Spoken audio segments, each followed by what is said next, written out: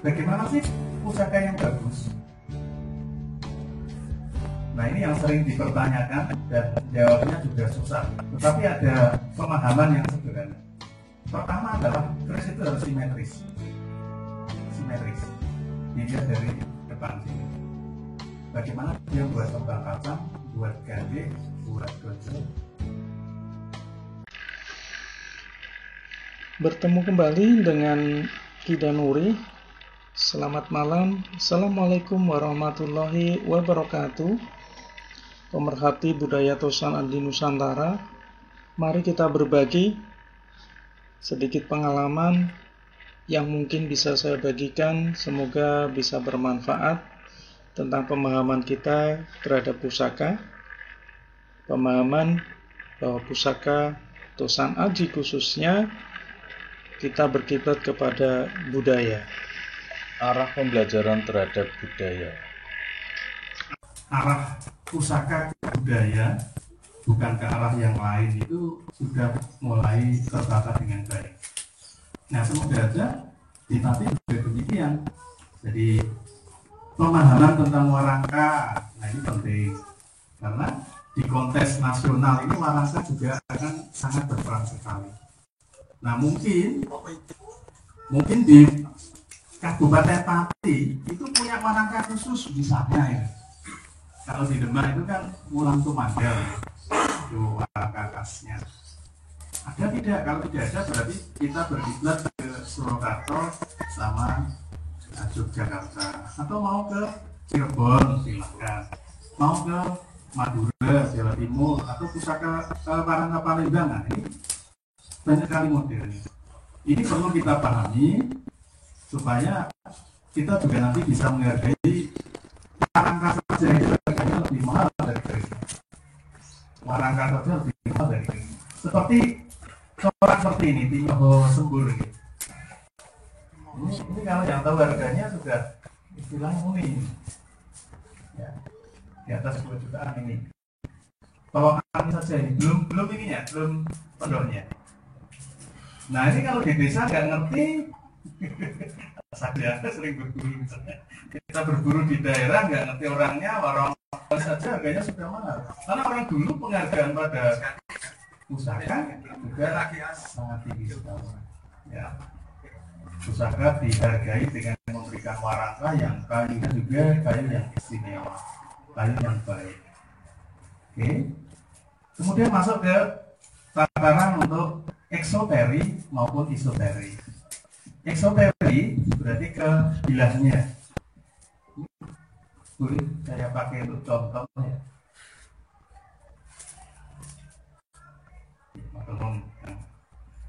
Ke bilahnya. Bagaimana sih pusaka yang bagus?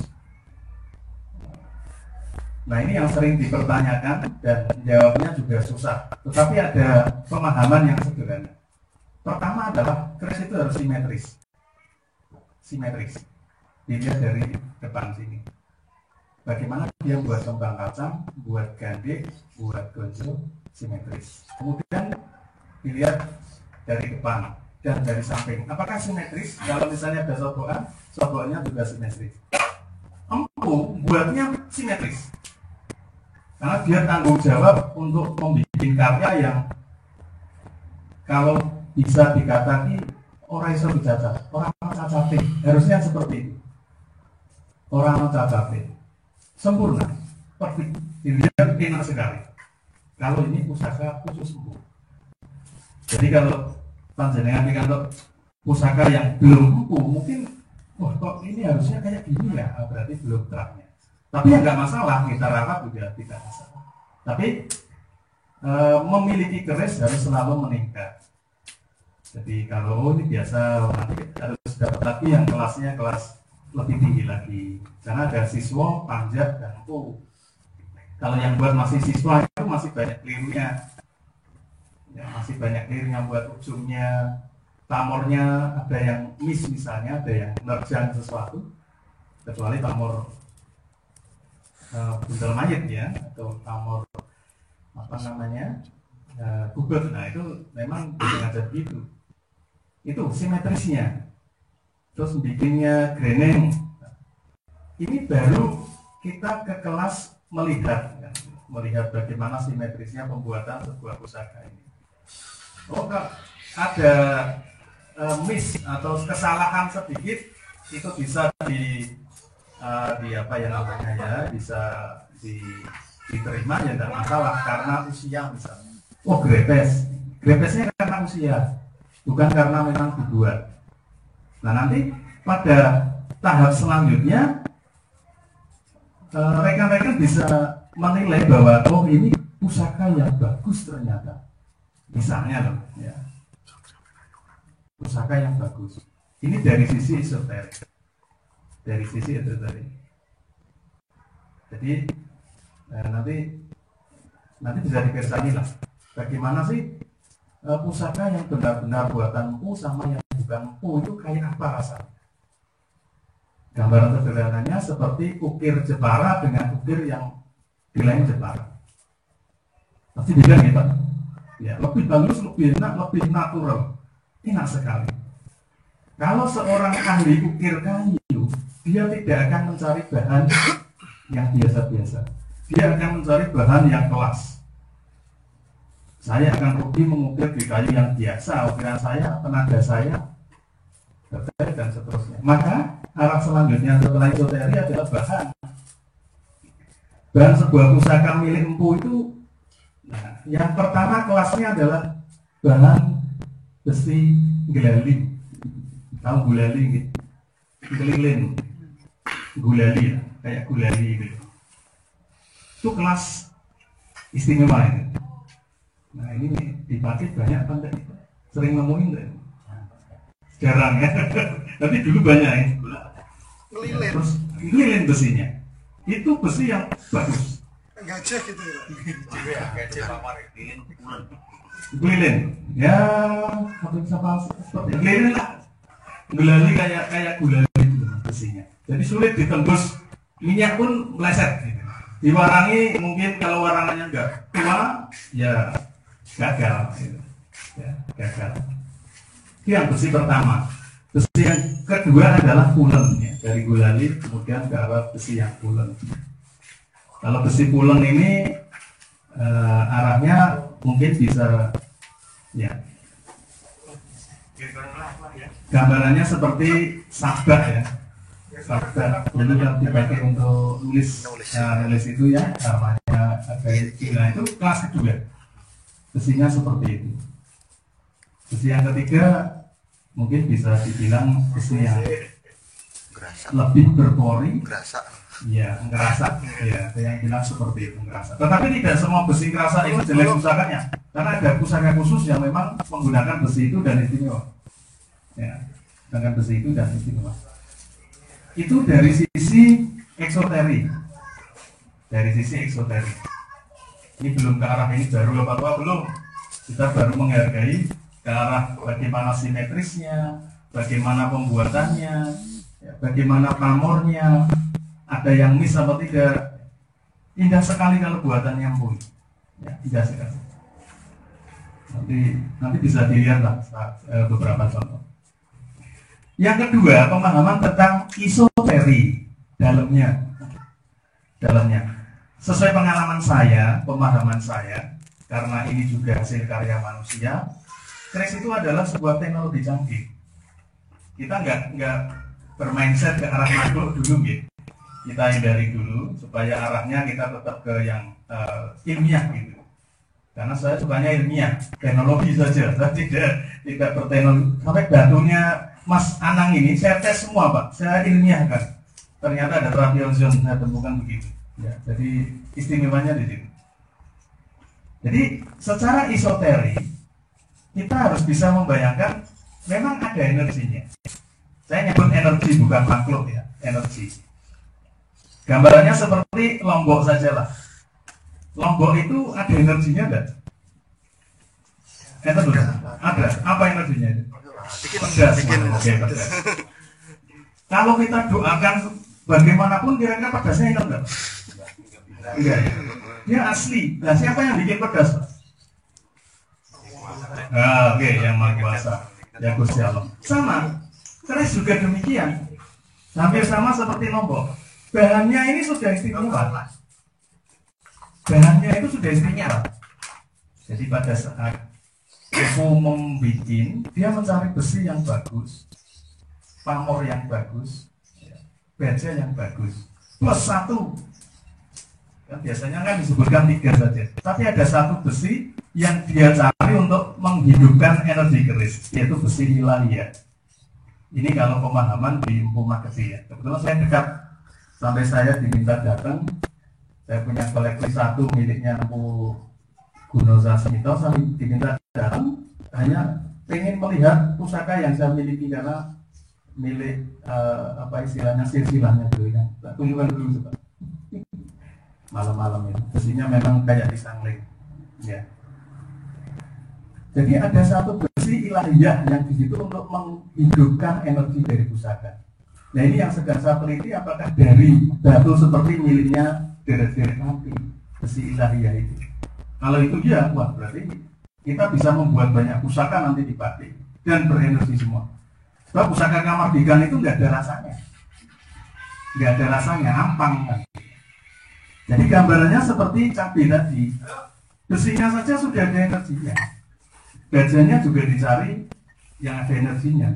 Dari baja campa, berhasil atau yang jatuh di Prambanan, arah meteor Prambanan nanti jadinya. Itu sudah ada energinya, nggak usah di neko-neko sudah kuat, sudah istimewa. Jadi pemahaman ke arah isoteri kita gambarkan secara teknologi bahwa keris ini ada energinya. Energi itu berasal dari bahan-bahan pusaka. Nah, terus protes kalian, loh kok ada makhluknya? Pada saat saya dapat itu nemu bayi ya. Nah itu siapa itu? Saya pada saat dapat itu aku untuk apa? Perawan Pak. Atau untuk rondo, atau ratu, ini siapa dan nih? Apakah yang isi pusaka? Nah begini, Bapak sudah punya putra? Sudah berapa? Oh 3. Pada saat istri hamil yang pertama dapat mimpi, dapat mimpi, dapat pusaka. Anaknya itu isinya pusaka? Bukan. Siapa yang ngasih mimpi itu? Yang Maha Kuasa. Pak Parno dititipi seorang bayi, ibaratnya sebuah pusaka, berarti istimewa sekali. Ada lagi yang mimpinya dapat jago. Iya Pak, ada mungkin ya. Atau dapat apa Pak? Dapat burung, ya, dapat pusaka. Tapi intinya dapat perempuan dan ada banyak. Pas dia punya anak itu intinya perempuan jarang itu. Pasti manuk putih, pitik jago putih, kan begitu isinya. Keris begitu. Itu adalah perlambang dari Gusti yang Maha Kuasa. Kita diberi petunjuk bahwa kamu, saya titipi amanah, ya, titipi sebuah pusaka, titipi sebuah bayi, titipi sebuah apa ya istilahnya untuk dirawat dan seterusnya. Pusaka juga demikian. Kita mau dapat ini gendong bayi dulu, bawa pulang macan, ya, bawa pulang apa lagi ya, burung dan sebagainya. Siapa yang ngasih mimpi itu? Sama Tuhan yang Maha Kuasa. Berarti ini sifatnya adalah istimewa sekali. Hampir sama seperti kita punya putra. Ini kalau pusaka yang benar, pasti akan nayuh dulu. Datangnya itu akan pulang nuwun lah istilahnya. Saya mau datang, saya mau berada untuk dirawat dan seterusnya, dia akan apa ya istilahnya memberikan sasmito, memberikan tanda bahwa saya akan ngawulo kepada panjenengan, kan begitu. Ini pusaka yang betul itu, walaupun wujudnya biasa, berarti energi yang Tuhan titipkan di sini bahan berasal dari Tuhan yang Maha Esa ini istimewa. Sama batu dari jenengan juga gitu mas. Nah itu, saya dapat raja burung waktu jenengan kirim itu. Saya nggak tahu yang mana batunya. Saya nggak tahu yang mana batunya. Ini masih saya beda nih. Raja burung. Jadi di antara burung yang banyak itu ada satu raja burung. Nah, terus dikirimi Mas Anang nggak tahu namanya batunya. Itu titipan. Jadi ternyata secara ilmiah sudah ada energinya dari Tuhan yang Maha Kuasa. Nah kalau kita tembus, oke, punya ilmu penerawangan misalnya, yang kelasnya sudah tinggi, ditembus pun akan blong ya. Munculnya mungkin hanya cahaya. Tapi kalau di sini kok munculnya makhluk, hati-hati, ya, hati-hati.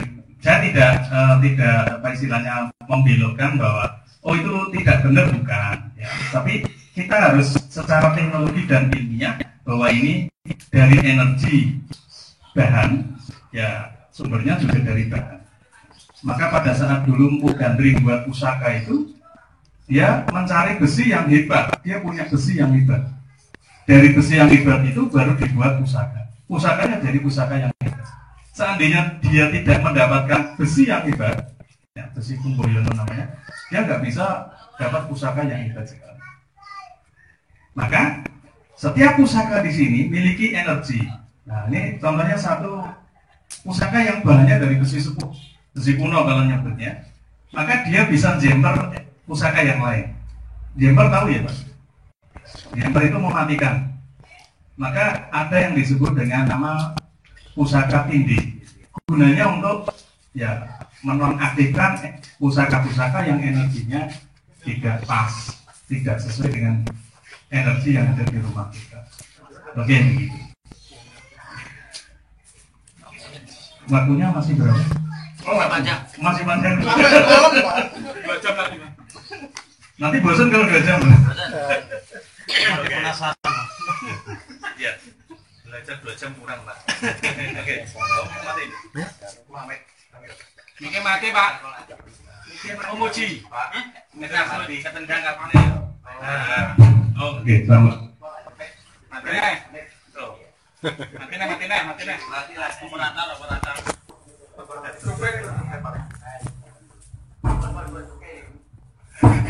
Oke, lanjut ya. Jadi dari sisi isoteri, tadi kita sudah, sekarang isoteri demikian.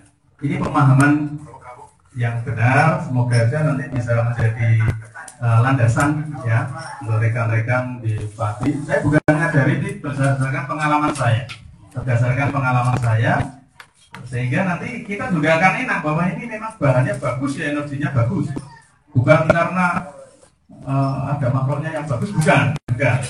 Jadi pekoleksi selanjutnya adalah mencari bahan dari pusaka yang memiliki bahan yang bagus, nanti akan juga punya energi yang baik. Oke. Nah, kemudian pusaka lot 5 tadi yang lurus kan tidak, lurus lot 3 langsung lot 5 karena ini permintaan. Sugeng kamu, jangan ngapunten nih kak kalau Pak Darman, Bapak Darman. Nah, salajengipun pusaka lot 5. Kalau ini tadi yang dipakai untuk contoh, ini adalah pusaka lurus. Ya, katanya sempanger, sempono bener. Ini pusaka lot 5.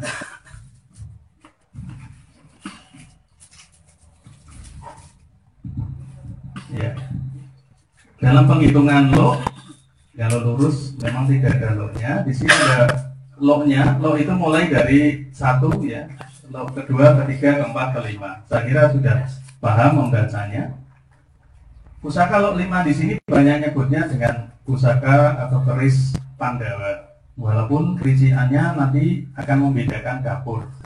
Dapur itu nama jenis pusaka. Dapur itu nama atau jenis pusaka. Hampir sama kalau mobil itu ada Hyundai, ada Civic, ya, ada Baleno, ada sekarang Xenia dan seterusnya, itu jenis-jenisnya. Nah ini juga sama. Kalau melihat itu nggak mungkin itu namanya Baleno Pak ya. Ya karena cirinya begitu kan. Oh udah Civic itu. Ini juga sama. Ada ciri-cirinya masing-masing. Cirinya itu dari rincian. Bang kacang, jalen, lambe gajah, greneng, gonjonya, ada serawean, depan belakang, sogokan, sampai nanti gulung gilir dan seterusnya. Ini kebetulan saya tidak membawakan yang rinciannya komplit, tapi ini contoh lot 5, ada seraweannya depan belakang. Ya. Masuk di dapur Pendowo lari. Kenapa tadi dapur Lok 5 banyak yang pendowo? Tadi sudah saya sebutkan dengan Mas apa ya? Lupa. Mas Satrio ya. Pusaka Lot 5 itu sebenarnya pusaka yang wingit ya, karena khusus untuk mereka yang memiliki ini khusus yang terah. Memang agak berat untuk memiliki pusaka Lot 5. Dan kalau itu bisa untuk pribadi kuat, nah nanti bisa harus waskito, harus waspada, anak, istri itu kuat tidak energinya ya. Sebab ada satu keluarga yang tidak kuat, kasihan, mungkin sakit-sakitan atau mungkin panas dan sebagainya. Itu harus sudah mulai tanggap itu. Wah ini kalau ada suasana rumah yang tidak enak, harus tanggap. Pusaka dinonaktifkan, ya. Pusaka harus segera tidak dimaksimalkan energinya. Ya, kalau dimaksimalkan terus kasihan. Kalau Anda sendiri merasakan, ya tidak apa-apa, ya kuat, lanjutkan begitu. Karena ini terahnya memang untuk keningkratan ya. Di zaman dulu itu yang boleh punya pusaka itu hanya orang-orang yang berada di pemerintahan, ya, anak raja, putra raja, punggawa keraton dan seterusnya. Jadi orang rakyat biasa itu belum dibolehkan secara luas. Nah setelah zamannya Sultan Agung itu baru diperbolehkan masyarakat luas memiliki pusaka. Pertama sebagai prajurit melawan Belanda, yang kedua ya kalau tidak punya piandel bahaya. Ya, kalau tidak punya pusaka seorang Jawa ini akan bahaya. Maka pada zaman Sultan Agung keris itu menjadi populer, banyak empu, banyak produksi pusaka massal ya, yang dipakai akhirnya untuk perang melawan Belanda. Maka keris-keris zaman Mataram itu banyak sekali. Lot 5 ini ada Pandawa, ada dapur Bakung, Roro Sinduwo, gitu ya. Ada dapur Pendowo Lari, Kulon Geni, banyak sekali dapur Lot 5. Ya. Masing-masing punya misi yang berbeda-beda. Termasuk yang dibawa Mas Wahyu ini Pendowo Cinarito. Pendowo Cinarito. Nah bagusnya untuk apa sih pusaka Lot 5 ini? Ini adalah mereka yang bergerak atau bekerja bidang usaha berbicara. Intinya adalah menggunakan pembicaraan untuk mendapatkan sesuatu. Contohnya adalah pedagang, pinter merayu gitu mas, merayu pelanggannya, bukan merayu ya. Pendowo Cinarito juga begitu, ya. Guru, dalang, sales, ya. Kemudian pejabat-pejabat yang menggunakan bicaranya sebagai sarana pekerjaan mereka. Ini cocok sekali menggunakan Lot 5, ya. Menggunakan Lot 5. Nah ini beda-beda nanti kalau Pendowo Lari ini khusus untuk yang memegang jabatan, gitu. Pendowo Cinarito tadi seperti dalang bisa, ya. Tapi kita yang tidak ke arah itu pun juga bisa, ya. Karena energi pusaka ini nanti akan bertransformasi kepada tubuh kita. Gambarannya begini, ada sebuah pusaka yang tujuannya itu tauhid, ketauhidan, keimanan. Yang ada pusaka itu sebenarnya lima energi kunci. Ya. Satu tauhid nih.